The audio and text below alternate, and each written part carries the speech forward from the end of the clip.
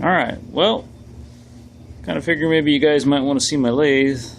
I don't know if the lighting's working so great, but it's a Craftsman. It's really an Atlas though, but it was sold through Craftsman. It's a model 101-07403. And on these things here, if you're lucky and you still got the original headstock bearings, a lot of times they'll be engraved with the date that they were put together. And this one just happens to be 1957. And, you know, this thing was in such great shape that I had to pull it out of a trash can. You can see how bad the ways are worn here. As long as you're not planning on doing a lot of long turnings, you can get by. And another little casualty to the whole rescue is this piece here. I don't know if you can tell too much, but it's bent. So it's steel, so it shouldn't be too hard to straighten that back out, but I just haven't got around to it. And that cover had gotten busted off, so I had to find a new one. This one's cast iron. I'm pretty sure the original was aluminum. Got the gears. I've actually bought two of these things and kind of pieced together this one mostly. Although this part right here, that was broken off when they put a chain around this thing and just yanked it out of the scrap bin that it was in.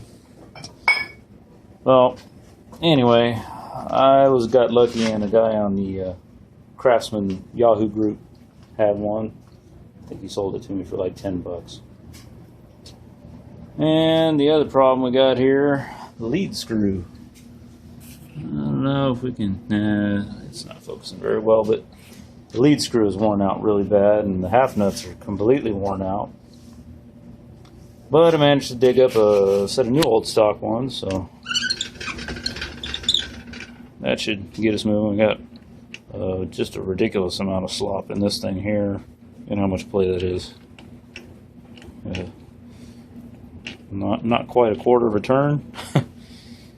So I'll have to find new gears for that there. It's part of what I want to do with the old Brown and Sharp. Oh, what else can I say about this here?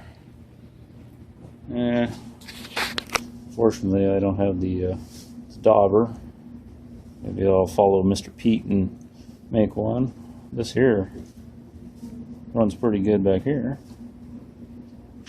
And then, project I've got here, see if I can show you this. This thing here, I rigged it up. I can mount this into my spindle and then put the chuck on. And I got another piece. This is a 100-tooth disc. Saw blade. And it's, I don't know if I can get it where you can see it. Avanti OSB and plywood. Anyway, it's 5.5 inches, not too big. Doesn't take up the whole world back here when we're trying to use it for indexing. But then I'll have to make a center I can put here into the chuck, and I'll turn it so it'll be running perfectly concentric then. And then I got this little gizmo back here. I made myself an arbor, and this thing here, let me find it, there it is. It's made for 375 thousandths, 3/8, right? So right about here in the middle is pretty close to where it hits 3/8. I got a little dummy I can put on here so you can see how it works. So this thing tapers just very, very little. See, it kind of seats there, and then now it's locked in there real good, and that'll stay concentric with the with the center of that bore, and it's got centers drilled in it. One side's perfect and the other side's off 2 thousandths, but oh well. For what I need, that'll be alright. I'd wish for better, but there's a lot of other things that need to be better besides that. Anyway, so what I'm going to do, I saw this old rusty hunk of metal up, and I'm going to make 1.5-inch dials to go on here. I don't know if you guys can read that dial. Let's see if I can zoom in. Not too bright, huh? Does that help? helping any? Yeah. I don't know. And I got pretty good eyes. And I cleaned that thing up. But man, it's really, really difficult to read these dials. I mean, they're almost smooth. You can barely see the marks. And I know this camera ain't doing it justice. But